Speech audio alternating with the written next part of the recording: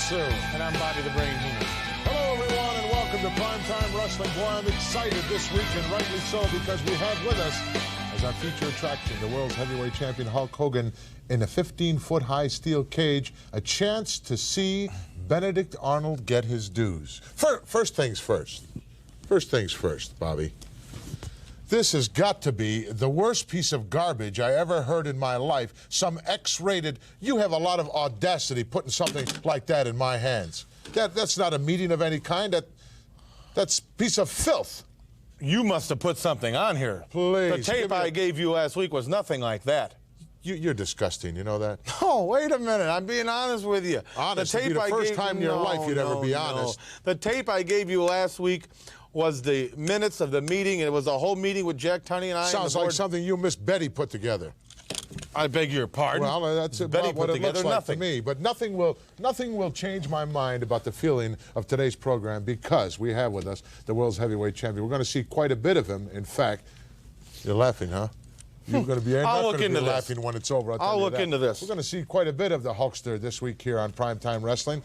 We have some other interesting features that involve him. We're also going to take a look at the magnificent Muraco, at Hillbilly Jim, Jim the Anvil Neidhart, a whole Rotundo. What is it? One important thing, this cage match, the only way to win it is you go through the door or over the top. I want the people to be the judge. The first one to reach the arena floor in any way, shape, or form Orndorff is reached the floor first. Let's go now to Leaping Lanny Poffo and the Magnificent One. This match is one fall with a 20-minute time limit.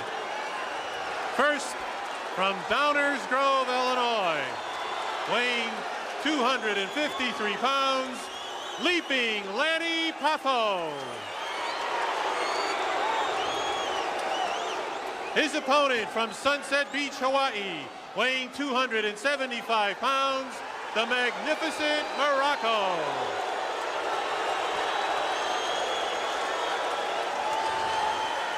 And Mr. Poffo has a poem which he has written for this evening. To make a Don Muraco speech is not too hard for some. You need a word that rhymes with beach and one that rhymes with bum. Short and sweet by Leaping Lanny Poffo. Not to the liking of the Magnificent One, Don Muraco. Gorilla Monsoon here at ringside in the Boston Garden with Lordship Alfred Hayes. Short and sweet. He to the announced point. at 275, but he's close to 300 in my book. Yes, I don't believe I've ever seen him any bigger than he is right now. No, and in my opinion, and in my book, he is the coldest and most brutal of all wrestlers that I've ever seen in the whole of my wrestling career. Well, I think you had the dubious distinction in 1986 of putting more guys in the hospital than anyone else in the World Wrestling Federation. That was his record, yes, and he's proud of it, believe it or not. And the devious one, Mr. Fuji, very conspicuous by his absence. I wonder where he is. Maybe out buying a new tux, I don't know. Yes. I wonder if he's celebrating Japanese New Year or something. I don't know when that falls, Alfred, whether it comes later on or before or during or... I'm not sure. I'm not sure. Poffo looks in great shape. He certainly does. Starting to bulk up. He told me for 1987 he was going to bulk up and put on about 25 additional pounds, all in the right places, and still be able to do all that aerial stuff that he does. I wonder if he could be so lithe and so flexible. Well, there it is, the one-hand backflip right over and into an arm wringer, takes Muraco over. Muraco up quickly. Oh, handful of hair got him out of trouble. Kip up by the youngster, complaining about the hair pull. They were great moves by Poffo, but quite ineffectual against Muraco. You just can't hurt this man. He is so big, so tough, so powerful. Difficult to hurt him. Former Intercontinental Heavyweight Champion. Won it in Madison Square Garden. Took it away from Pedro Morales. Yes, and that was a feat. Mr. Everything, as you called him. Muraco did that when Pedro Morales was on a real roll, a real tear as well. In his prime, so to speak. Yes, absolutely. Muraco taking the easy way out, goes immediately to the ropes to break the hammerlock by leaping. Of course, Poffo been extremely successful since he's coming here to the World Wrestling Federation. Absolutely. He's taken the role of aggressor in this particular match. He obviously has a game plan. to take the battle to Muraco. I don't know whether that's advisable or not, but Muraco is a notoriously slow starter. He could surprise him. He likes it better when it goes 25, 30 minutes, and then he gets warmed up. Yes. And then he becomes extremely dangerous. Yes, very, very, very vicious and very violent and very brutal. Number of reversals here on the hammerlock, and leaping ends up with it. And Muraco looks like he's going to go to the ropes with it once more. Which he does. And quite honestly, Muraco has such powerful arms, it's difficult to visualize anybody, let alone Poffo, being able to damage him in that respect. Talk about the world's heavyweight champion, Hulk Hogan, and 24-inch pythons. Muraco is not too far from there. No, he's not, definitely not. I think power-wise, he may have the edge on the world champion. Well, at least leaping, he's got a plan. As you said earlier on, he's going to work on that left arm and shoulder and pick out a spot on the big guy and try to, oh, look out. Drop down, oh, look at that, beautiful cartwheel and kip there. And Lanny is showing us that he hasn't lost any of that speed. No, that was excellent strategy by Poffo, because he was surprised rather by what Muraco did, but it still didn't faze him. So far, I'm extremely impressed with what Poffo is doing. What a filthy display by Muraco. He blew his nose on the floor, Alfred. Did you see that? That is a shocking thing. That's disgusting. That really is. Probably learned that from Fuji. Yes, but I don't think the referee is going to disqualify him for such a move. Oh, look at that. Suckered him right in. Gave him an arm and brought the knee up right into the solar plex area. And now Muraco starting to unload with a heavy artillery. And he certainly can. Muraco can knock you out in an instant. Got a lot of tape on. Oh, look at the next snap. What a move by Muraco. Chiropractor would charge you quite a bit for that particular movement right there. I'm sure he would. But he might be sued for malpractice, too. Oh, look at that elbow over backwards. Down onto the hardwood floor here in the Boston Gardens go leaping Lanny Poffo. He's not leaping very much right now. No, Lanny Poffo had all of this match in the first 5 or 6 minutes, and then just one shot with the knee to the stomach of Poffo by Muraco changed the whole course of this bout. But the pendulum's gone the other way. Look at the guts on the youngster trying to get back in there. A little foolhardy trying to come back so quickly. He should have taken his time. Watch out. Oh, beautiful atomic drop, well executed by the Magnificent One. And he does it so easily. But here is his cold brutality beginning to show now. Front face lock, punishing hold. He's looking into the camera saying, hi, Mom. Do you believe that? Give me a break, Don. Really? I'm sure his mother wants to see him doing this. Oh. Maybe she does. Who knows? Who can tell? Administering some punishment now with that front face lock.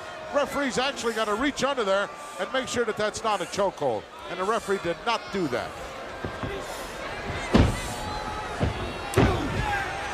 Paying for with every move now.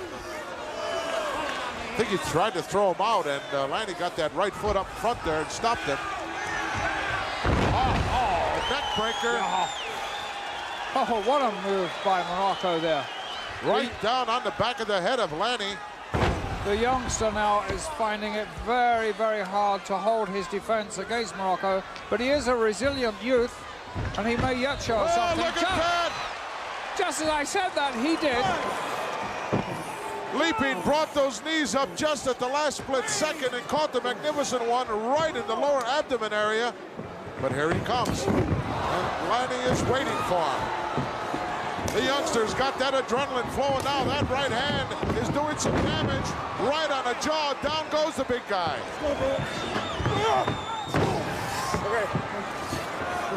Oh, look at this. Showing us some power. Lanny now going. This is his favorite move. It could be all over. No, he couldn't get it. Oh, the power of Muraco there. Although he's taken tremendous punishment, he was still able to push him out. Look at this. Oh, got caught with a power slam. Hooks the leg. Goodbye. You got to hand it to Muraco. He really is a magnificent wrestler. Looked for a moment like it was all over, but in fact it wasn't. The winner of this match, the Magnificent Muraco.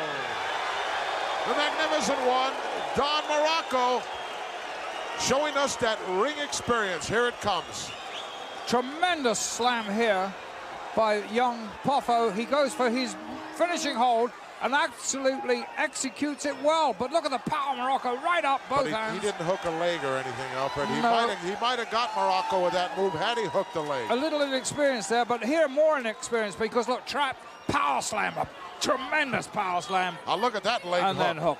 Actually almost a cradle position, and that's all she wrote for leaping Lanny Poffo here in the Boston Garden. That brings to mind for me watching that the #1 Frenchman, Rene Goulet, who took and literally scrapped his claw hold because he couldn't win a match with it. And leaping Lanny, under normal conditions, would put somebody away with that backflip off the top. You know, talking about this tape. Not talking about the tape. I'm done with the tape. It's a piece of garbage that you had put together to try to humiliate me. No, I didn't. I'll see to you get a new one. Mark my thanks. I'll just wait for the official word to come out as to what went down in the hearing. In fact, we're going to get some further insight on that. No question in my mind. It's only you can't keep it a secret forever. True or false? False.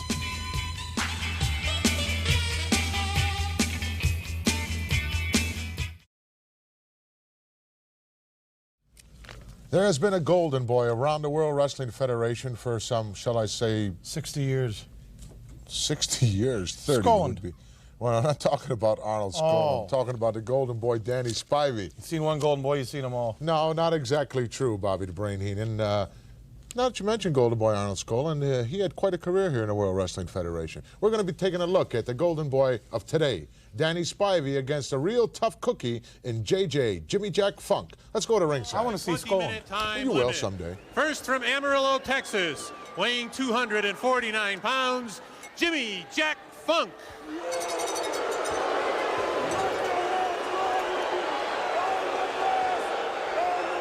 And his opponent from Tampa, Florida, weighing 275 pounds, the golden boy, Danny Spivey.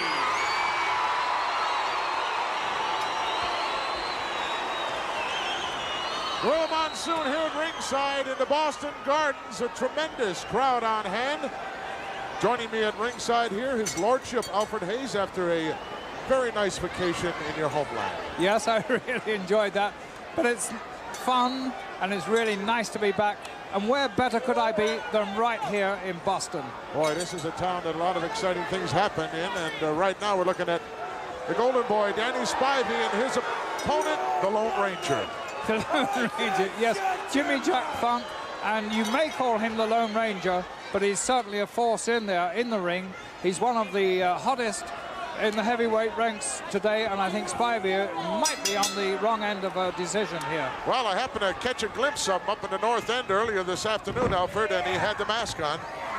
you haven't seen him full face yet. No, absolutely not. Spivey gaining control immediately. And Jimmy Jack taking a little walk for himself, the sign of a true ring veteran. Yes, he's learning the tricks of that particular route right now, because when he first was wrestling with the WWF, he didn't take the easy way out at all. Tower of London still there, I presume. Yes, nobody sold it, nobody's bought Queen it. is still there, she's doing well. She did ask about you. She did, oh my God, I can't believe it. She wants you to go to one of her tea parties. Oh, I'd love it. Golden Boy slips right out underneath, comes up with a hammerlock of his own. And he can apply the pressure with that 6'8" frame of his. You can see the look of pain on, oh, look at that. That's one of the nicest break moves I've ever seen. Yes, a very astute move. Spivey made a lot of progress last year. I wonder if 1987 is going to be his year where he makes, in fact, more progress. Well, I'm sure he wants to forget about 1986. That's where he suffered that severe knee injury that required some orthoscopic surgery. However, he seems to be back and pretty close to 100%. Yes, he's demonstrating right here that he is, anyway. Yes, Spivey, he doesn't stop for anything, and he moves all the time. And I think he's a match for Jimmy Jack Funk in strength. Oh, look out. Atomic drop coming up. Nailed him with it. Oh, drop kick by the big guy. Well, he's certainly moving around very, very well for the beginning of 1987. He obviously didn't do too much celebrating the way he's running around this ring. Almost knocked the mask off him. Yeah. Almost drop kicked the mask right off the kisser of Jimmy Jack. I think you'd give anything to see his face. Yes, I would. Yes, I would indeed. Of course, I might be disappointed once I did. But it is a strange mask. It certainly is. As you say, it's the Lone Ranger there. That could be a mistake for Jimmy Jack Funk. Yes. Go that route with Danny Spivey. Definitely, he backed off at the last moment there in any case. So Danny Spivey, Alfred still teaming up, I would assume, in 1987 with the All-American out of Syracuse University, Mike Rotundo. One would hope so, because they're really a devastating combination together. They've had few, if any, Mars on their record, blots on their record. They've done so well as a team. I want to see them continue that. Handful of hair gets him out, ducks underneath a double one. Oh, high cross body, whoa! Almost ended up in our lap here. Spivey got the worst of that. Yes, he did. That was an excellent move by Funk. It shows that somewhere in that, underneath that mask, he's beginning to think wrestling a little more, rather than just trying to hammer his opponent into the ground. I think the Golden Boy got the wind knocked out of him. Now he's literally at the mercy of Jimmy Jack. Referee screaming for a clean break in the ropes, highly unlikely. Really, he's having difficulty already with these two men. Spivey hasn't been able to use his height to any advantage, and if he lies around like that, Jimmy Jack Funk is going to crawl all over him. Deliberate clothesline right in front of the referee on the top rope. Could be construed as a automatic disqualification in my book, man. Yes, and that was a very haphazard attempt at covering Spivey there. A little sloppy on JJ Funk's part, but that's to be expected with him.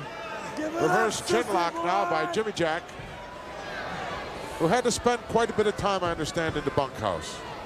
Yes, he They did. literally tied him up in there and wouldn't let him out. No, but now that he's out, he's making the most of it. Well, let's hope so. Not an easy guy to get by, but he hasn't been all that successful here in the World Wrestling Federation, but he's made life miserable for a lot of people. He certainly has, and here's where Spivey is using that tremendous height to his advantage. JJ stuck his finger right in the eye of the Golden Boy, and there goes Spivey. Whoa, hard. Onto Really the floor hard. here in the Boston Garden. I think it looks as if Jimmy Jack Funk was in danger of losing his mask there. He's tying some strings at the back of it. I could get him some crazy glue if you want to call a timeout here. So maybe your wish was almost granted there. He's had trouble with that since the match started. He's going to help him back in here. Yeah, the hard way, I think.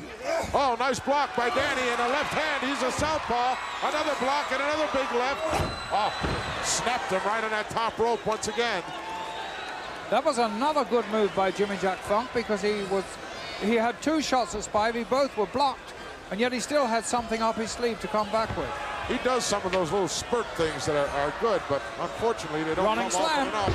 Power slam. Nailed him with it. Look at that, he didn't even go for the cover. No, tremendous power. He's going to try something, and that's not really his style.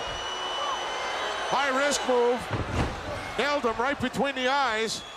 Now he's going to go for the cover. I think he was a little late with that. Yes, he was. And he didn't get the full force of that coming off the top rope there that he would like to have done. He missed a little bit also with that clothesline. Oh, look, he's going for a bulldog of his own. Oh, got thrown off and rammed right into the turnbuckle. Full speed ahead. I think he underestimated Spivey there. He thought he'd put the finishing touches to Spivey, but he hadn't, obviously. Spivey nails him downstairs, and there's that big roundhouse left again. Funny, because the patented finish hold of the Golden Boy is in fact a bulldog as well. Absolutely. I think the hooded man there was trying to make a mockery of him. Oh, backdrop. JJ in trouble. and backing up. Timeout. He would like a little timeout. Unfortunately for him, there is no timeout. No, Spivey was showing a little ring weariness there because he had trouble administering that backdrop. But he's coming back a little better now. Well, that's not hard to understand. He's been thrown in and out of the ring now a few times. Yes. Got clothesline on the ropes a half a dozen. Oh, look at that shot. Woo. What a clothesline by the Golden Boy. What a clothesline. My word. Jimmy Jack in deep trouble right now. Follows him right in. Goes for a sunset reverse roll up. Shoulders are down. It's over. What a clothesline he hit him with. It's the best I've seen. He followed him in 100 miles an hour and really nailed him. Here's your winner, the Golden Boy, Danny Spivey. Danny Spivey with another impressive victory here in single competition in the Boston Garden. Let's go back and take a look at how he polished off. Here comes that clothesline, Alfred. In he goes. Followed Comes him out, right look in. at this. Boom! Oh! Almost Nearly did a jackknifed 360. him. Yes. Jackknife. There was absolutely nothing that the Jimmy Jack Funk could do about this now. It's purely academic. Follow that up, put him in, and roll him back up. Pin those two shoulders. 1, 2, 3. A perfectly executed fall. Very impressive victory for the Golden Boy, Danny Spivey, here in the Boston Garden. Wow, very impressive victory, I would say, because JJ is not an easy guy to get by with his unorthodox style and, shall we say, not having both oars in the water. You know, I do a little detective work here. You do? Yeah, I've done some. You know what I found out? Well, I'm afraid you're going to tell us Golden anyway. Boy, Danny Spivey, is the son of Arnold Skaaland. Not many people know that. That's what I found out. Tell you that, Miss Betty. Well, I did hear. Yeah, I'll tell you where a whole lot of somebody told talk me is that. going on right now in the World Wrestling Federation. That's about the new WWF fan club. Have you heard about it? Yeah, but I can't get a number on it. You wouldn't give it to me before, and I asked you. I gave you the number a number of times. In fact, I gave it to everybody. If you Give want me the number again. you want to get involved in the new WWF fan club, it's 1-800-843-3409. Slow down. 1-800. 1-800-843-34. Oh, that's a 409. No wonder you can never get the number. You can't write, for God's sake. I'm going to call this Right number. now, it's time to go to a special interview. Thank you very much, Gorilla Monsoon, and of course, Bobby the Brain Heenan. Now, granted, directing this to Bobby the Brain Heenan, certainly Hercules, a very legitimate title contender for the belt currently worn by the heavyweight champion Hulk Hogan. But one man who is emerging as perhaps the most vicious, the most devastating contender Hulk Hogan has ever had to deal with. Speaking, of course, of Kamala, the Ugandan headhunter, we have all seen the trail of opponents that he has had carried out of the ring via stretchers when they have been on the receiving end of that incredible splash of his. Kamala, of course, brought here to the World Wrestling Federation by the man they call the Wizard, and it seems, considering the power of Chaka Khan's tooth, Kamala's becoming almost more vicious week after week. From Singapore to Paris, the entire world has watched week after weekend Kamala coming off the top rope is the most awesome sight in the world today. As you said, Ken, easy, Kamala, take his mask off. Alua Kamala Dolo Kimchi. As you yourself said, it has been a string and a convoy of broken bodies carried out stretcher after stretcher, body after body, as Kamala zeroes in on the world champion Hulk Hogan himself. Easy, Kamala, you see in 87. It is written that Kamala will beat Hulk Hogan and become the new World Heavyweight Wrestling Champion. We'll be back with more Primetime right after this.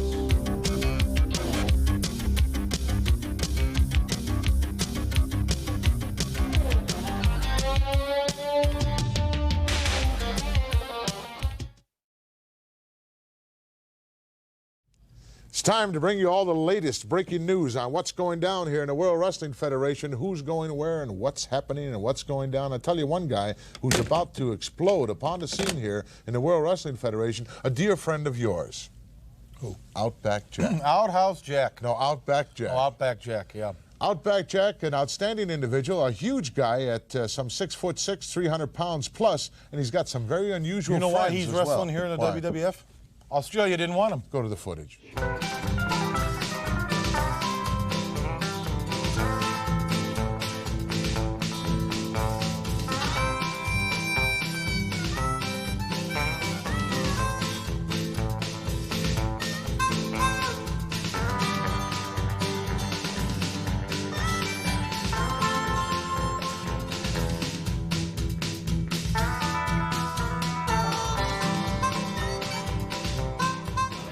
You know, I reckon you blokes probably think about koala bears when you think of your Aussie mates. Well, they're cute little buggers. But they're not what you'd call a major pastime. Now, I tell you, take pub crawling. Mate, that's a major pastime. There's two things we do hard down here, and we work hard, and I tell you, when the day's over, that's when you play hard. Mate, it's rough and it's tough out here, and that's why I'm going to give it a go in the World Wrestling Federation. Do you think I'm tough enough? Well, mate, there's an Aussie drink beer. I'm Outback Jack. No worries, mate. Outback Jack, indeed. Yes. You know what you didn't know? Did you see that beer drinking companion of his with the big ears? Norman, it's called. Wrong. That's Mrs. Outback Jack. Please. Not many people know that, man. It's been almost 3 years since the crowning of the World Wrestling Federation champion Hulk Hogan, since he won that title. And it's only fitting that we pay tribute and that the World Wrestling Federation acknowledges a reign of, well, in just a few weeks, it'll be close to 3 years that the champion Hulk Hogan has taken on all comers here. Most of them guys that you represented that he put away. And it's now time to pay tribute to the champion. He did so on Piper's Pit. Let's go to the footage. Now, Rowdy Piper.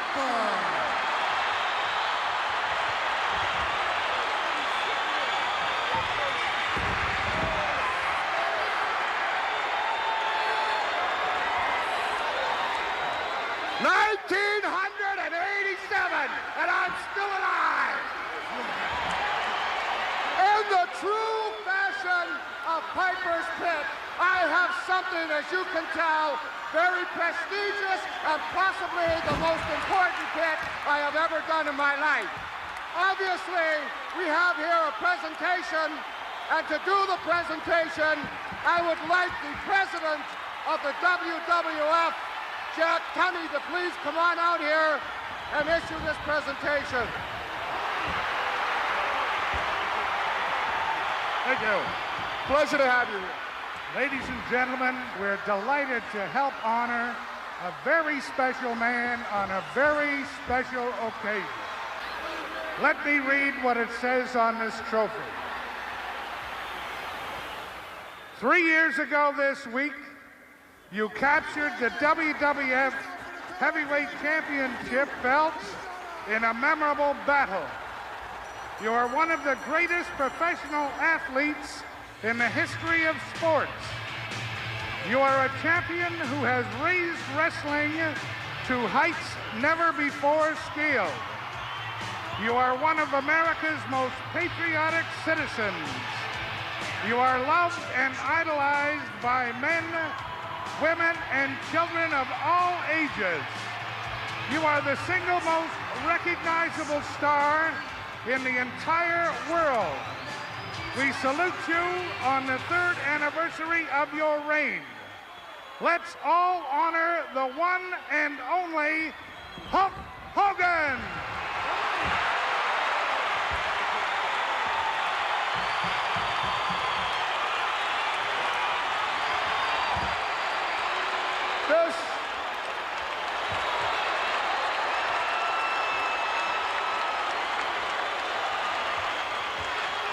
It's yours.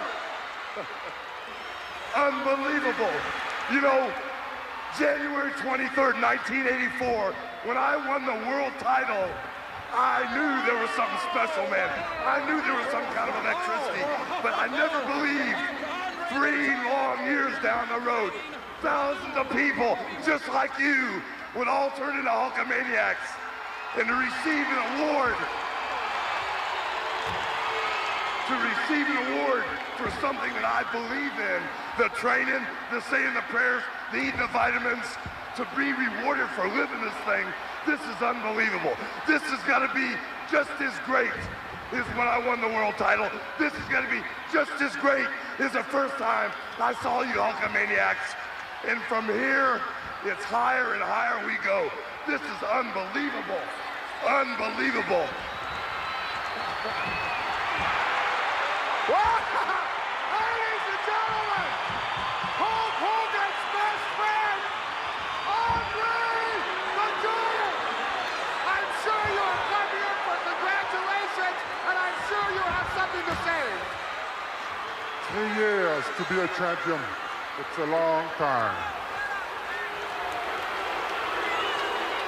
It's a long time, yeah.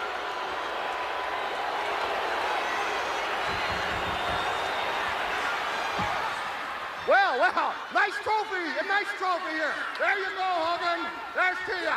World Heavyweight Champion, Hulk Hogan. Congratulations, in fact, to Jack Tunney and the World Wrestling Federation. Whoa, what? How can you congratulate Jack Tunney for what he did? Why not? I thought it was a nice tribute. It was a nice tribute to a man who held the World Championship for almost 3 years. Well, what's to wrong give with him that? like a 150, 200-pound trophy. That's a nice tribute. What's wrong with that? But what about Andre the Giant? I'm no What about friends of Andre the Giant, mind you, but what's right is right. This man is undefeated for 15 years. He didn't get zip. Andre the Giant has received many accolades over the past 15 years, and many awards, in fact. Well, why don't they do a big presentation like they do for Hogan? Please. That was an insult right there. At Andre's own request. Oh, don't give me that. He's that always was an wanted insult. to stay sort of Tony, in the show back. some respect. We'll be back.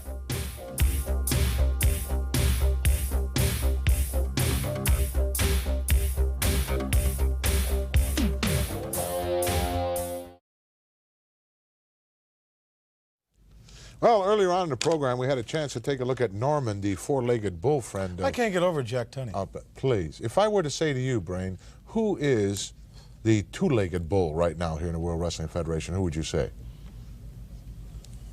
I think Moolah wrestled her about 3 months ago. Oh, my God. I'm talking about Blackjack Mulligan. Oh, the dumb one, the dumb bull.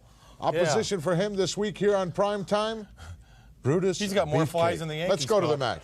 All business since his return here to the World Wrestling Federation with a vendetta, saying he's going to clean it up. And he might just do that. Boy, he might. He is a big, big man. I would imagine in the vicinity of 6'9", thereabouts. Mountain Gorilla. of humanity, yes.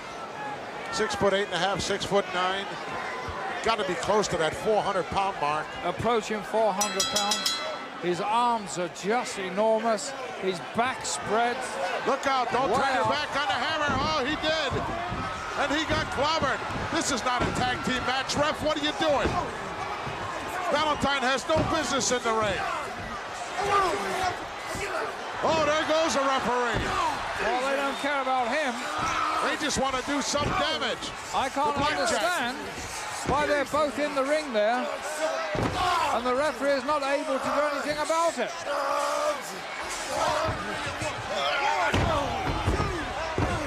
This match should be over right now. Why doesn't the referee call for the bell? In the meantime, Big Blackjack taking a tremendous beating here at the hands of both Valentine and Beefcake.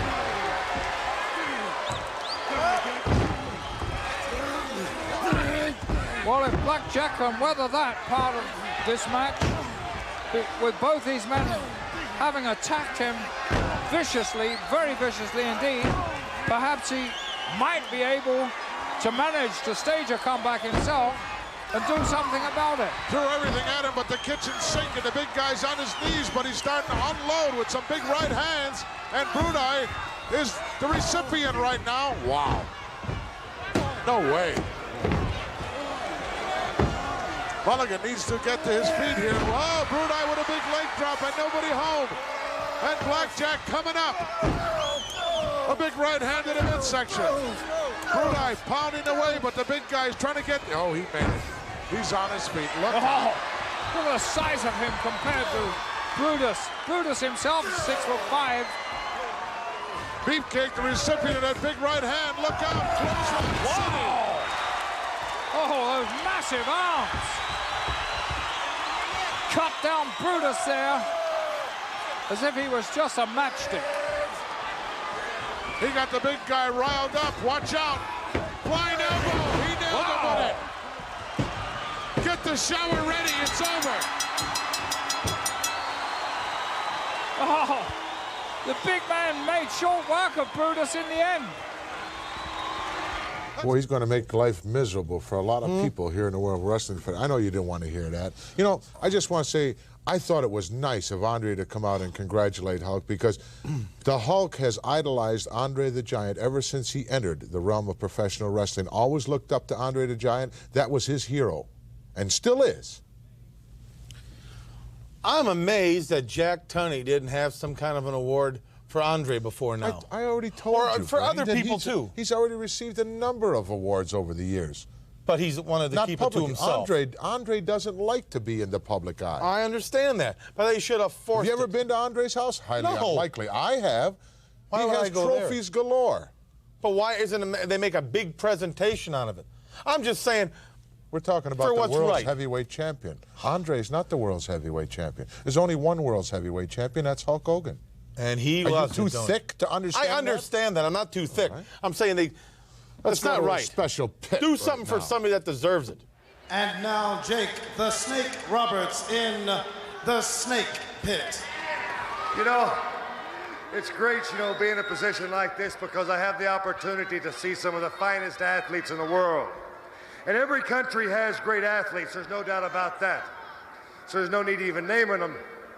But tonight, I've got a man that, well, I kind of think he's kind of different. Salvatore Bellomo, the Italian Stallion, huh? What a fine piece of work you are, huh?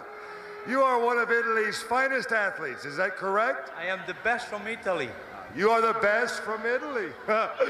No, what do they do with the rest of them? They bury them or what? I mean, come on. Take the jacket off here and show all these people what Italy has to offer, huh? Isn't this an amazing specimen here? I'm a pure Italian 100%.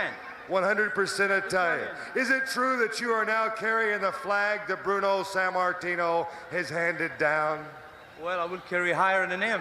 You will carry higher than Bruno Sammartino, huh? Look at this physique there. Oh, yeah. Turn him around and show him that back. What a back, huh? What a man. And you're the best that Italy has to offer. The best ever been made in Italy. Well, they got a hard time in that country, I guess so. But I understand now, you now live stateside, is that correct? I live in Pennsylvania. In Pennsylvania. So in other words, what you're telling me is they don't even want you in Italy now. Is that right? Oh, you love me in Italy, and you love me more here in America. This is the reason. They love you in America? I've watched you go to the ring, and the people boo you. Listen to them right now. Oh, few don't like me, only few, but all the rest of Americans love me. This is the reason I'm in Italy. Look at this physique here. Oh, you are the Italian Stallion, man. Look at this, huh? I don't believe that. Believe what? Salvatore Bellomo Jake the Snake trying to humiliate Salvatore Bellomo on national television. That was something uncalled for. He should have let Bellomo come out there and completely humiliate himself. Jake didn't even have to be there. Salvatore did a pretty good job of that, too. I'm the best athlete out of Italy. Well, he's a smart guy. I'll tell you something. It doesn't matter. He came over on the boat. That's where he got that body. On the boat. He rode for almost 28 days. It doesn't matter too much what you say. It's what you can do inside that squared circle that counts. We'll be back. Hey!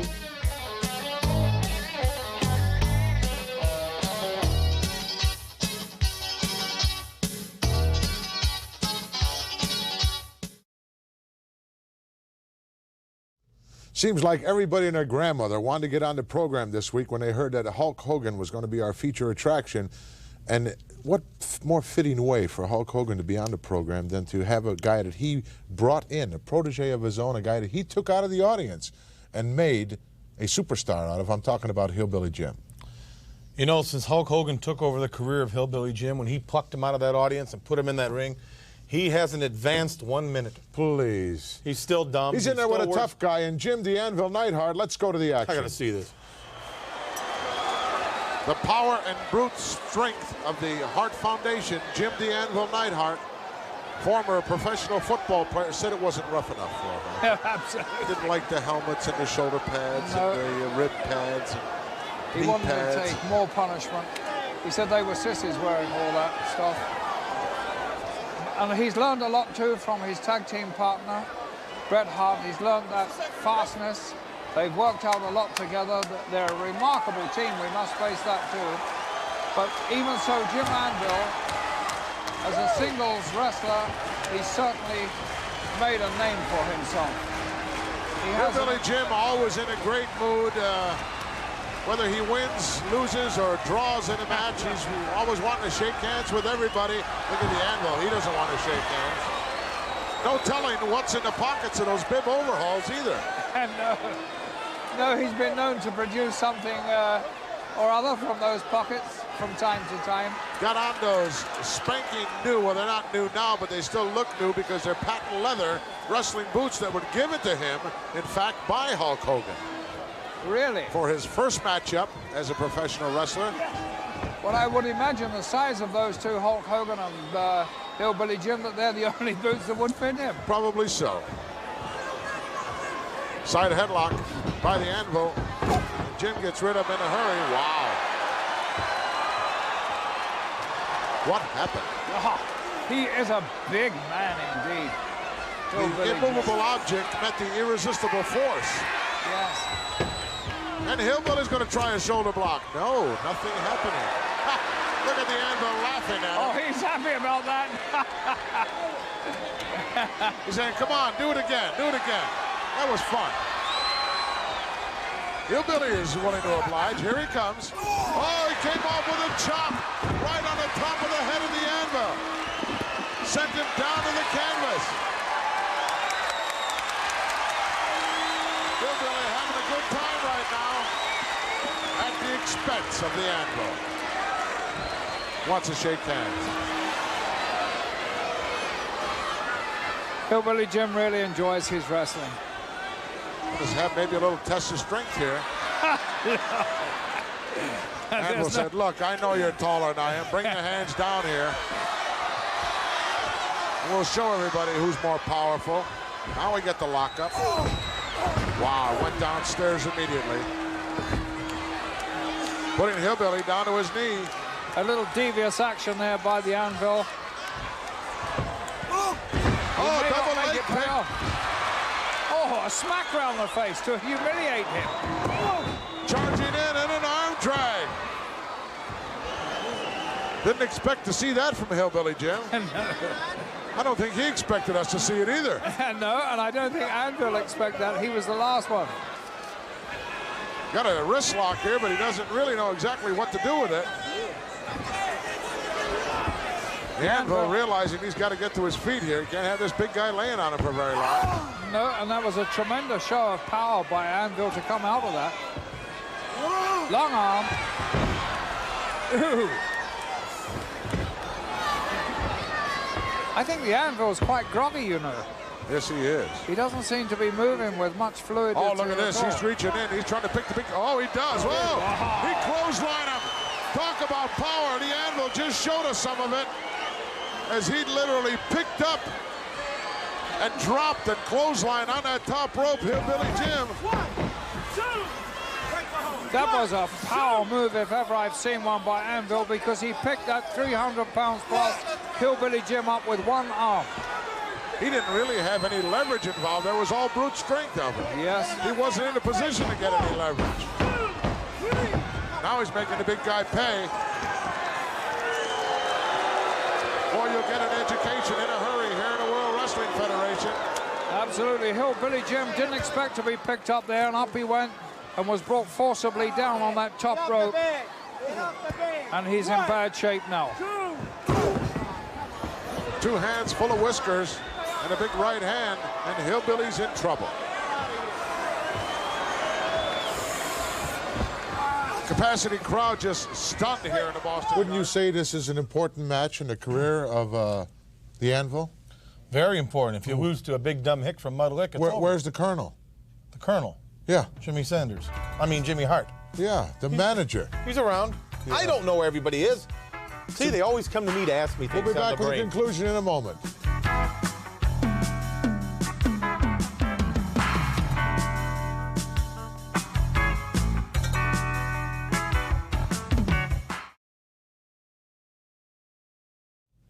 Hillbilly Jim, a long way from Mud Lick, Kentucky. He finds himself in the north end of Beantown, Boston, in the Boston Garden, and facing an individual who has an awesome record. So let's go back to this matchup and see who the winner is. Capacity crowd just stunned here in the Boston Garden. As he's manhandling right now, Hillbilly Jim. Yes, he seems to be trying to crush the face of Hillbilly Jim.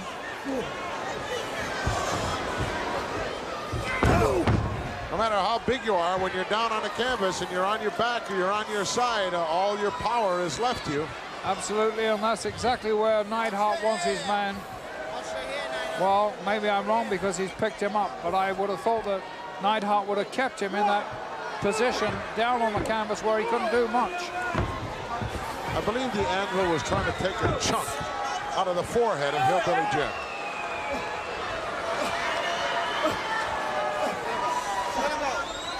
Big guy's been stunned here in the Boston Garden. Oh, Irish whip coming up. Hillbilly went in hard. Oh, he picked that right leg up. The Anvil telegraphed that one. He telegraphed it. It ran right onto it, too. And he's holding on to the side of his face. And he did some damage with that. Oh, and a headbutt does some further damage. And it looks as if Hillbilly Jim's found his second wind because he's picked himself up. Down for the cover, he's not going to get him. Hillbilly Jim picked himself up from that awful position he was in, and now the pendulum has swung and swung back again. Right to the kisser. Dragging him over into the corner where he can't back up on him. Now the Anvil unloading with everything that he's worth. Oh, there goes the referee. You can't do that. No, this match will be over, I'm sure. He's in trouble. No, he definitely is in trouble. How many times you need to be knocked down, referee? You're going to ring the bell or what? I don't think he is. He's going to let him continue. Referee not even sure where he is. Tapping the Anvil. He's ringing the bell now. It's about time. I'm sure we've had a disqualification here. Well, let us see what the referee's decision is. The winner of this match by a disqualification, Hillbilly Jim. The Anvil doesn't like it, and he says this one's not over yet. Ramming Hillbilly in once again. Oh, he got caught that time. It's caught him in those huge legs. Boom! Oh, my word. Oh, he's got a hold of the goatee. Oh, dear. Jim says it's payback time, and indeed it is. And there goes the Anvil. I don't believe he'll be back. I don't think so.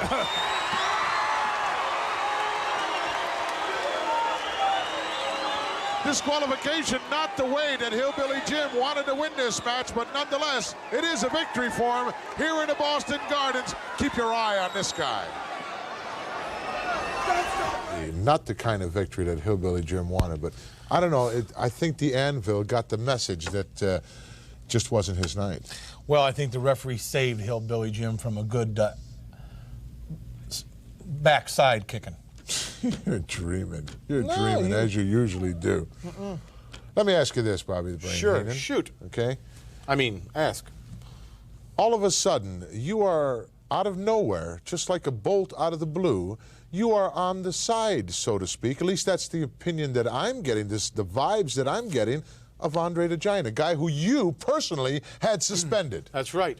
But I'm going to tell you something right now. The reason I would stick up if it was you. If it was anybody that put in as much time as they have in this sport and went undefeated and didn't get zipped for it, and then Jack Tunney makes a big deal. Why do you keep saying he didn't get zipped for it? I didn't see it. And if it was you, if it was Hillbilly, I would stand the same. I am no friend of Andre's, but what's right is right.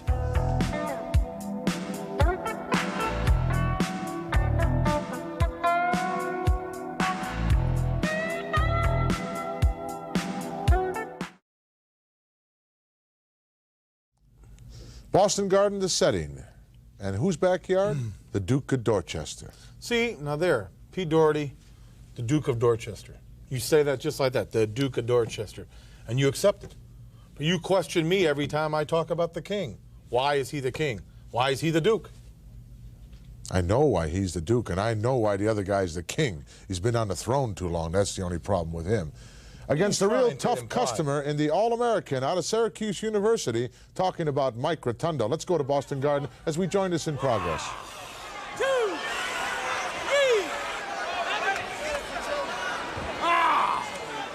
3. He needs a little dental work. Yes, he could do with a few partials there, I think. No way, baby. No way. What a nasty person he is. 24 hours a day, he's like that. The strange thing is, although he takes a lot of punishment, he just keeps coming back for more. And quite often, it doesn't seem to affect him how much punishment he's taking. Nice side mirror taking over the All-American out of Syracuse. The occasional brilliant move, as always, by the Duke of Dorchester. Screamer, he's a screamer as well. The funny thing is, you cannot say he doesn't know he's wrestling, because he certainly does. Oh, he does, in fact. But he just cannot put 2 or 3 moves together. Now, why is that? Doesn't seem to have both oars in the water, Alfred. Do you think that is his problem? I think it is. Definite low blow there by the Duke. Oh, Rotundo didn't like it one bit, and he's showing exactly how he feels about it. Rotundo is trying to make him out. He's looking at him. He really can't understand what this fellow's all about. Standing wrist lock now, turned into a hammerlock immediately. Snap there. Oh, he's going to get a wrestling education now. Oh, look at this, chicken winging. He is. With the foot. Rotundo's going to go back with that, and that is going to really hurt. He never stops moving, though, the Duke. He's always going. Came up with a short end of that hold as well. Tries to roll his way out of it. Didn't make that one. Break it clean, Underoath. Break it clean. 1, Referee 2. calling for a clean break. Big backdrop. Oh, whoa. What a height to that backdrop. But look at the Duke. I mean, he's almost ready to get up now. And that was a tremendously high backdrop. He felt that one. Shoulders are down there, but had the right arm already shot out of there. Growling. Yes. Like a St. Bernard. Yes. I like Rotundo. He's quite cool. He's keeping all his posture, and he's showing the Duke how to wrestle. It's tough because you never know what Pete Doherty is going to do. He's so unorthodox. He doesn't even know himself. No, he doesn't. And I really think that Rotundo is still trying to work out what is in the mind of the Duke of Dorchester. Went for an eye gouge and gained control. Immediately backed into the ropes. Now it's a tussle here to gain control. No, he's no small guy. He's above that 250-pound mark. Oh, yes. Thick arms. He moves well. He's got good balance, but something wrong upstairs. very pleased with himself right now. Maybe he's lasted already longer than he thought he would with Rotundo. I think Rotundo's getting fed up with this. I think Rotundo is thinking now maybe he should finish this man off. That's if he can, of course. You never know, he might not be able to. Well, I think the All-American, if he loses his cool here, this match will be over very shortly. Where's he going now? Look out. Oh, God. He may fall off here. Going to the top here. One. He didn't even make it all the way up there, and he's trapped now. Bombs away. Oh, my word. Elbow drop by Rotundo. He's about had it now, I guess. Yes, I think he's in dire trouble now. Oh, airplane spin coming up. A fast one. Oh, my word, look at that. Chalk up another one on the left-hand side. Oh. This one is already over, Alfred. The Duke is down and out. I don't think Rotundo even needed to take that leg. God. Look at the Duke. I can't believe it. Here is your winner, Mike Rotundo. Mike Rotundo, the All-American out of Syracuse University. Very, very effective. Yes, the Duke is already trying to make his way back. Let's go back and take a look at the Duke as he made a fatal mistake here by going up into that high-risk area, the top turnbuckle. Rotundo immediately taking advantage of the situation. Drop that short elbow on him. Threw him into Look at this airplane spin coming up. Let's go back to live action if we can. Inside the ring as Rotundo is trapped in there with a dream team, and they're doing a number right now. Wow, I can't believe it. Well, Rotundo was standing with his back. He was just leaning over the ropes talking to somebody. What a number they're doing here. And look out, here comes Danny Spivey. The tag team partner of Rotundo came out just in the nick of time. Spivey shouted out what's going on, but it was apparent what was going on. Well, thank God that the Golden Boy was close by, or things could have gotten really out of control here. We'll be back in just a moment. Well, Duke of Dorchester was on a winning streak. You know, he did win a match. I thought he was going to retire. In fact, I interviewed him one time, and he said that when he won a match, he had a record of 2,874 straight defeats, and that when he won a match, he was going to retire because that was his goal in life. Well, he did, in fact, in the Providence Civic Center, win a match, but he didn't retire.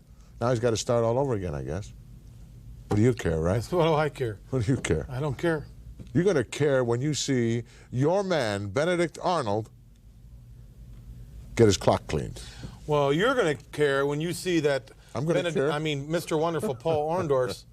Now you're going to know why the World Wrestling Federation decided to honor the world's heavyweight champion, Hulk Hogan. Oh, hey, 3 please. years. I have had it up to here I'm sure with you him have. getting a trophy. You didn't see any of your guys in your stable get a trophy, did you? It's a family, and, well, let me tell you how many awards We'll be Orndorff back with has, Scotty and in just a Hercules and the moment. King.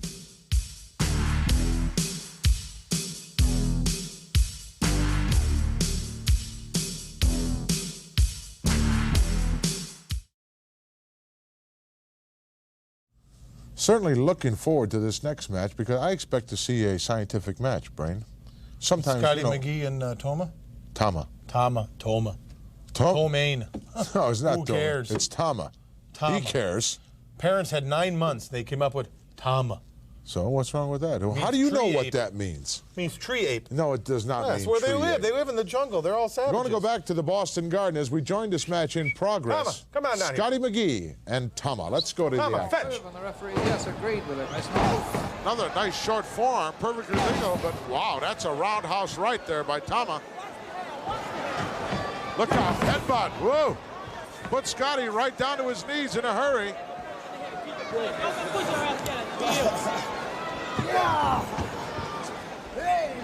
Nice half snap mare there, takes him over to the canvas. That was a good move by Tama. Scotty comes out, counters with a hip lock. Tama didn't quite clear the mat there. He caught his head, but it still didn't seem to make much difference to him. Went in for a single leg pick. A nice block there by Scotty. He's in for one of his own. Good leg dive. There's that amateur moves coming into play. Yes. You never forget that. Once it's in your bloodstream and in your repertoire, you always go back and think about those kind of moves. Greatest character builder I know for the youth of today is amateur wrestling. Yes, the discipline that those youngsters have to maintain to be any good. And it's a Spartan life being an amateur as well. There's no money for it. We were talking about the experience then of these two wrestlers, and you were saying that Scotty McGhee has the edge in experience, although they're both exceptionally young wrestlers. But as weighed against that, Tama has probably met more experienced opponents than Scott McGhee. Absolutely fact. Thank you. Out of the mouth of his lordship, Alfred Hayes. Thank you very much. However, right now, Tama in trouble. And Scotty is going to work on the left foot and leg. And it's underneath the ropes right now. He's going to have to break it. I couldn't stand that. If I was barefooted in there, somebody grabbed me by the foot, I'd be laughing and rolling around. Very sensitive, and that's why I never wrestled barefooted, I guess. Oh, look at that! Big tomahawk chop. Some tremendous shots there by the Islander. Inverted atomic drop, he nailed him with it. Perfectly legal maneuver. Both these youngsters looking exceptionally smart, very fast. Neither of them at the moment showing any signs. Well, maybe Tama is at the moment, but of being beaten. It's difficult to pin a man's shoulders if you haven't really knocked the living daylights out of them. They certainly have exhibited to me that they're both in great physical condition. Yes. Something which you and I don't know too much about anymore, but we Yes, do our best. Yeah, I'm past that stage a few years back. Just a few years back. Scotty got both arms. Chicken wing, both of them. Behind him, and that's not a very enviable position to be in from my own personal experience. I know the feeling of that one. Turning it into a little bit of a surfboard here. It's a sort of a helpless position. The only way to really come out of this is to come to your knees, get up onto your knees and turn around and get rid of some of that awesome pressure that's being put down on you. Of course, he's only 1 foot away from the ropes right now. Yes, Scotty McGhee has a lot of power in his upper body, and this type of move is really suited to him. Whereas Tama, he has a lot of power in his legs, and he likes to spring around and he's fighting. Oh, he almost had it turned around, but Scotty turns him back. Tama thinking about it. What is my counter option here? To turn it in would be seem to be the one that he knows how to do best. But look at that, the power of Scotty turns it 360 degrees right around. He's still got it. Now shortens up the grip. Scotty's going to hang on to that grip. He's shortened the grip. He's not going to hurt him that way, but he's going to keep the grip. He turned it loose, and now he didn't do his homework. That won't hurt Tama. He loves that. You can do that all day. Of course, he wouldn't like a suplex. Who's going to get it? Block by the Islander. Oh, he nailed him with it. And twisted him at the same time. And Scotty McGhee came down very, very awkwardly from that. And took a really bad blow. Oh, whipped in and whoa! He rammed that right shoulder right into the steel post. As by the time he got there, Scotty was long gone. Tama underestimated the comeback ability of the young Englishman there.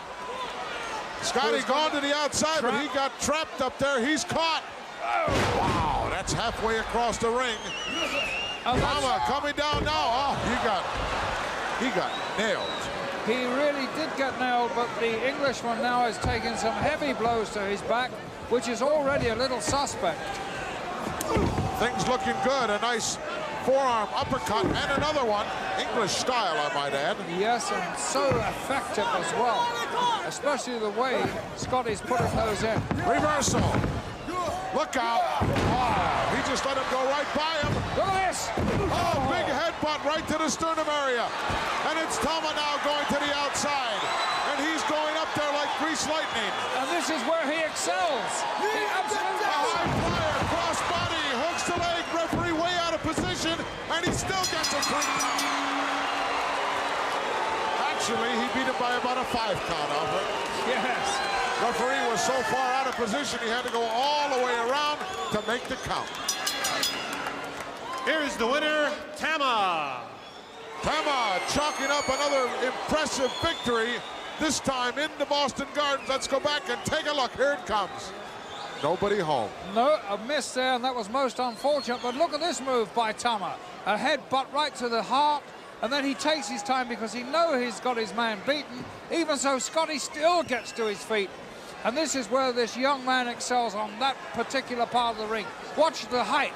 Just tremendous height.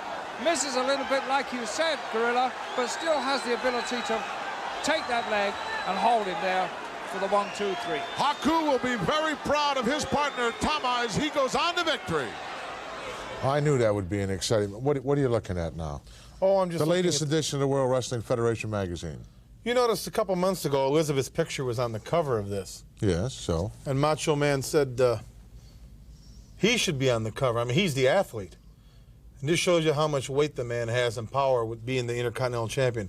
Whose picture's on the cover? It should say right on the cover there, Thief of 1986. Does it say that? No, but it shows him holding up the Intercontinental Championship. That he stole right in the Boston Garden where we just came from with that last match from Tito Santana. He's the champion. Danny Davis was the referee in that match as well. I wasn't there, I don't know a thing about it. Obviously, but I was there. Can you get the magazine if you subscribe to the fan club? Imagine. Well, I don't know. You think I'm going to join a fan club? Well, why not? Are you a member of it? Hey, sure. That's why I'm not. For all you folks out there that want to join, if you want the number, it's 1-800-843-3409. Do you get pictures of me? I hope not. Well, if you Our do, feature coming up in just a moment, World's Heavyweight Champion Hulk Hogan in the steel cage with Benedict.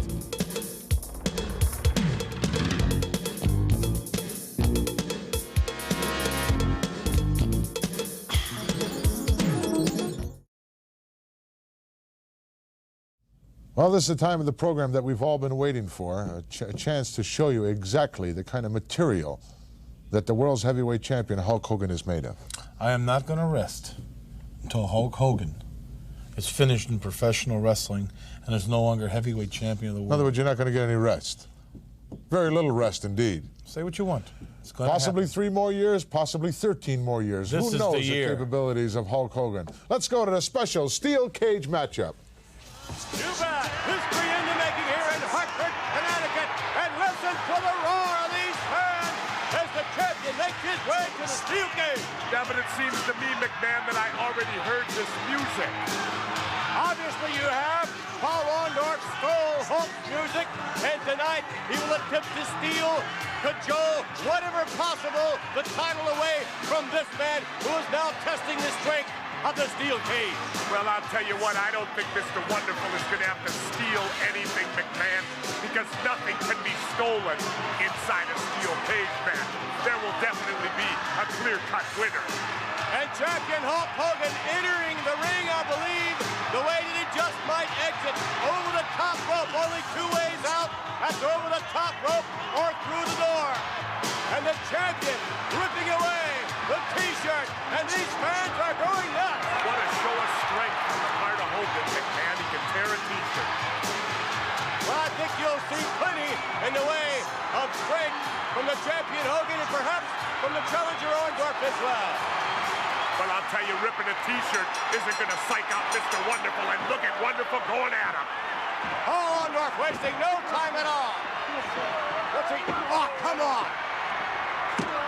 Orndorff whipping Hogan with a championship belt that he wore into the ring. And Mr. Wonderful has started the match off quick.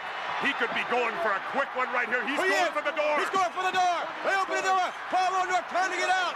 Hogan hanging on to the ankle. Now remember, just no hose barred in the steel cage. That's right, McMahon, and you can either go out the door or over the top of the cage. Either way out, first man whose feet touch the floor outside the ring is the new World Heavyweight Champion. And anything goes on the inside, and wait a minute, the door's open again. Oh, Hogan made a lunge and grabbed the ankle once again of Orndorff. Well, you know what they say, McMahon, it's better to be lucky than good, and I'll say Hogan's been lucky so far. What's Davis doing at the door? The assigned official again is Joey Marella. Ooh, look at that. Obviously, there's been 2 officials assigned to this match, McMahon. Oh, my notes, I have 1 official assigned, Joey Marella. Davis has no business being down at ringside. Orndorff now, going up to the top rope. Paul Orndorff I don't think Hogan can get him. Orndorff going out. He's too far out. We're going to have a new champion. No, wait a minute. Hogan hanging on with a handful of hair. I'll tell you what, Look at that. Hogan would not be the champion if Mr. Wonderful was bald. Orndorff being hauled back into the cage.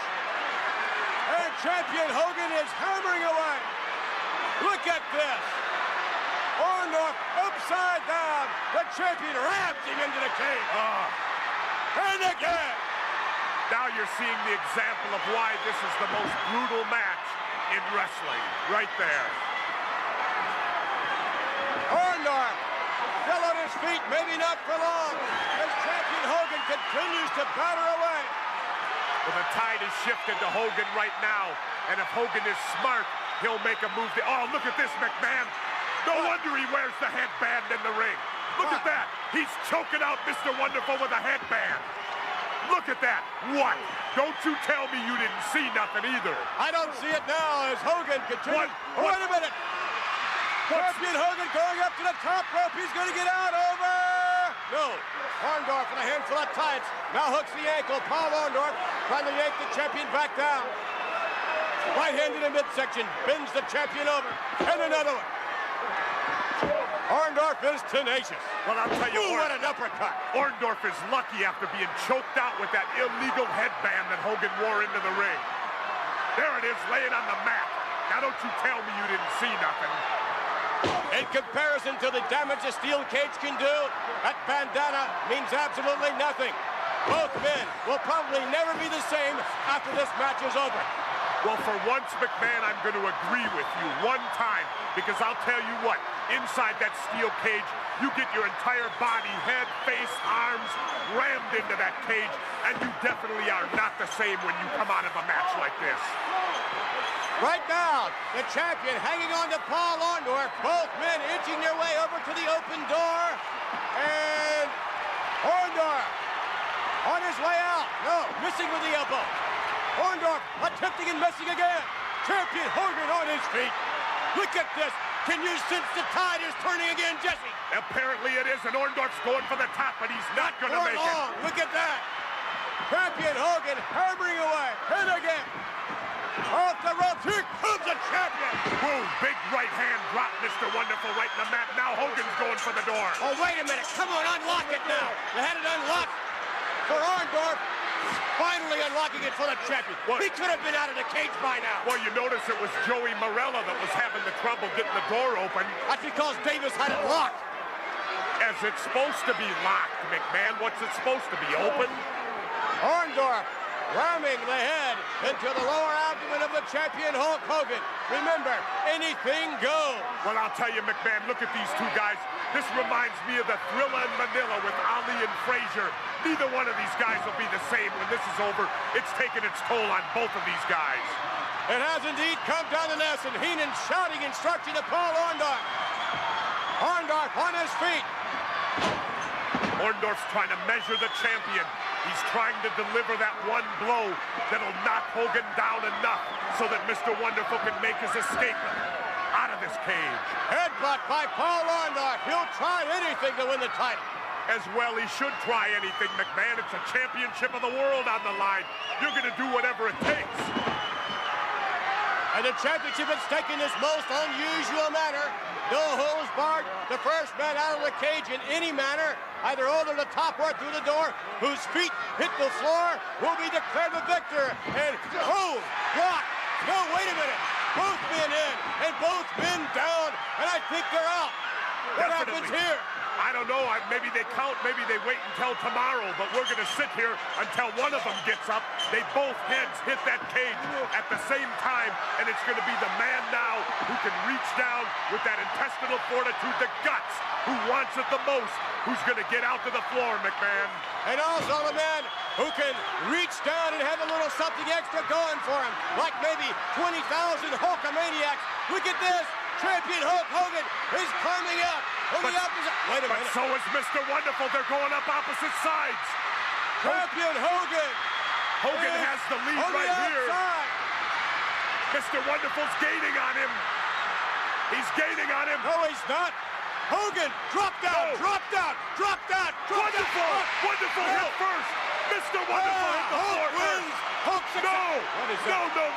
No. Danny Davis, the senior official, has declared Mr. Wonderful the winner.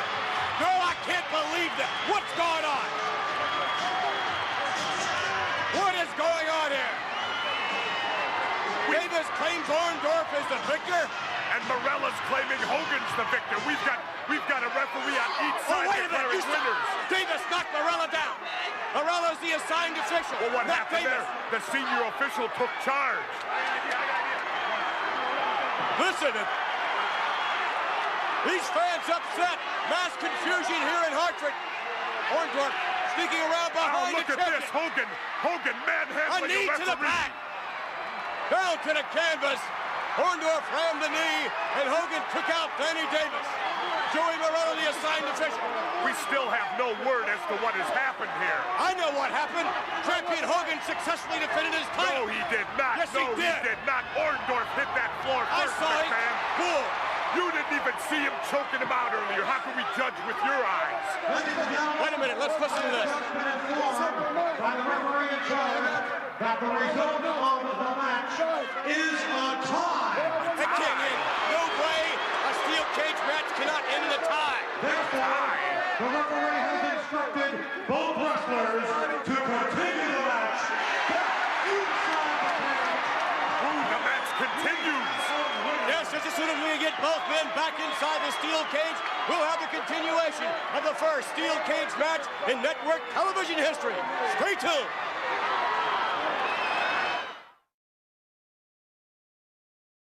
First. Are you kidding? You got to admit it. You got to be the luckiest guy alive to get another crack at.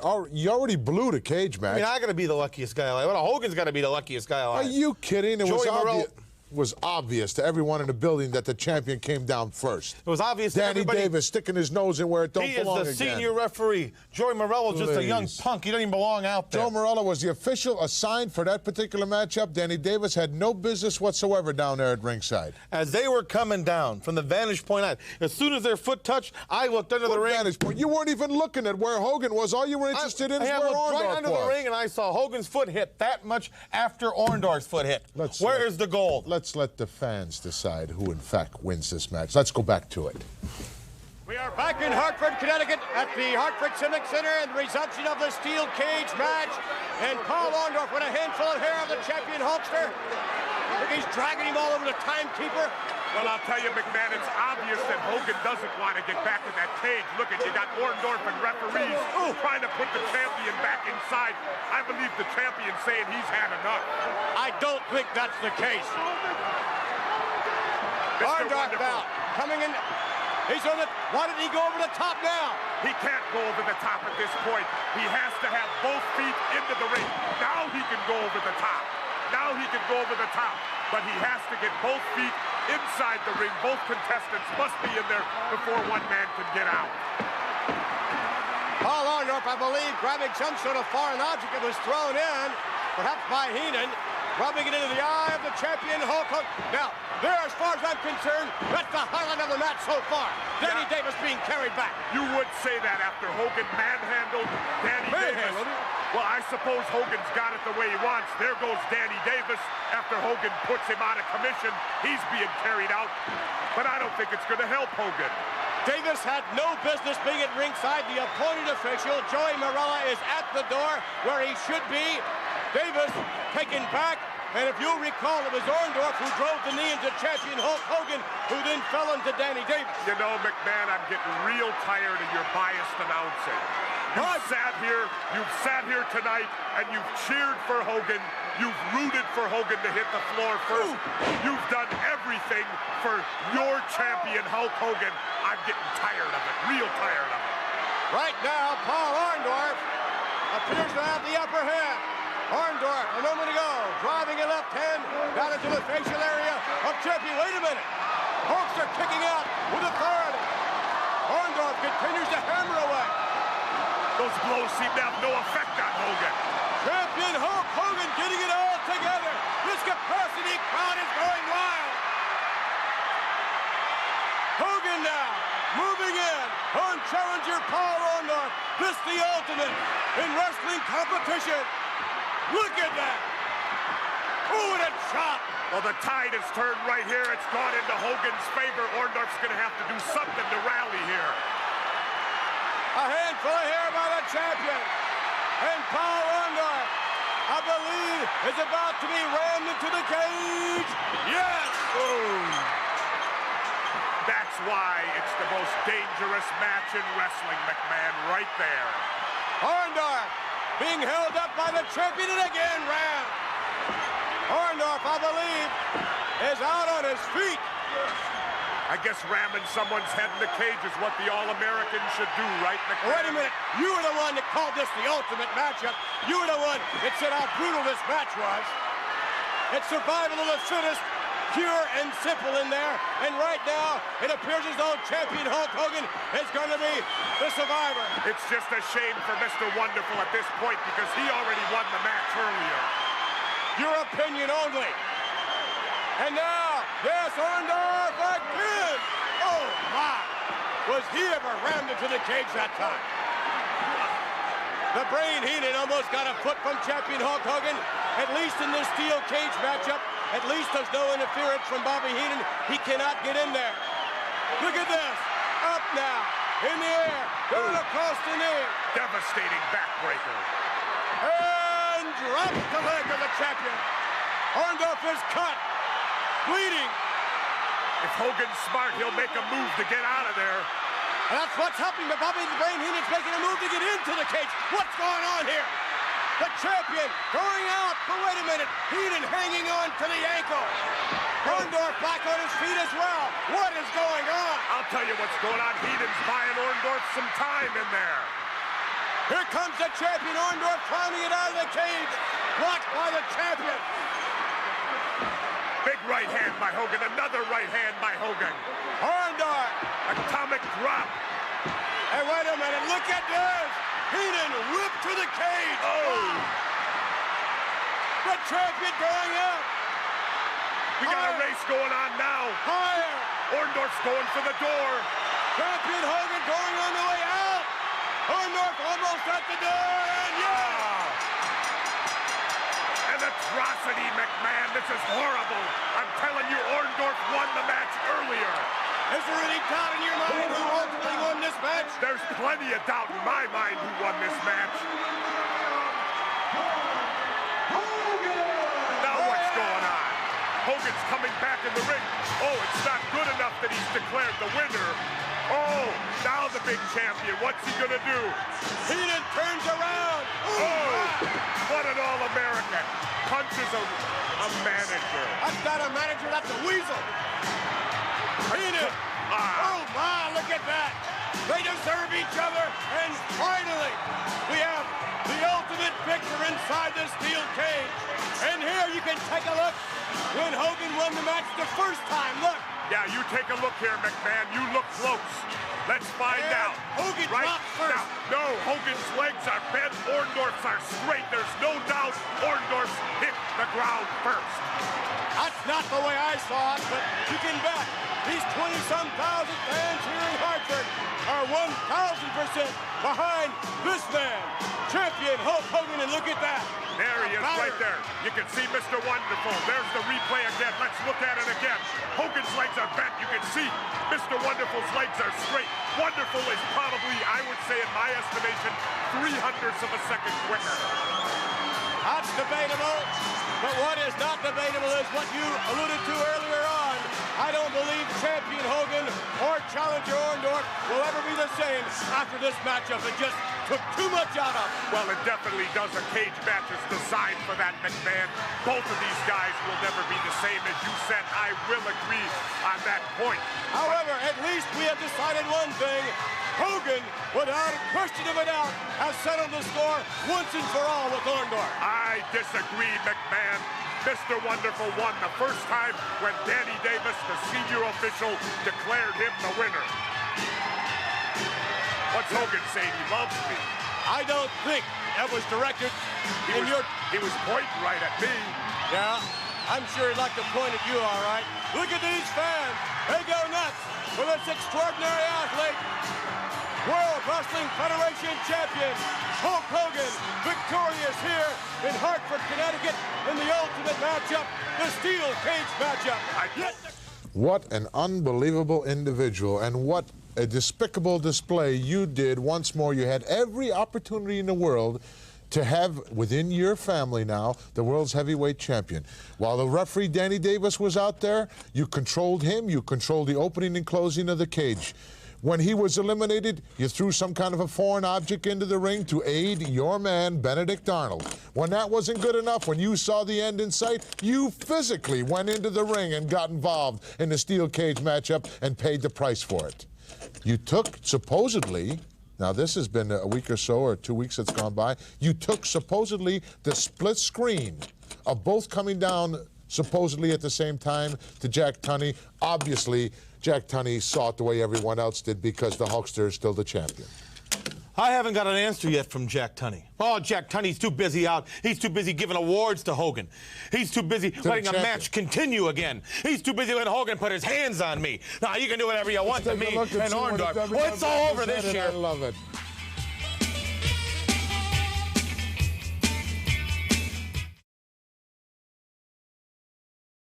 Well, folks, we promised you that 1987 would be a historic year here on Prime Time Wrestling, and if that is any indication of what it's going to be a beauty. The acclamations delivered to World Wrestling Federation heavyweight champion Hulk Hogan, so richly deserved, as the millions of Hulkamaniacs all over the entire world are seeing a champion that they really can look up to, someone that can be idolized. Obviously, you don't feel that way.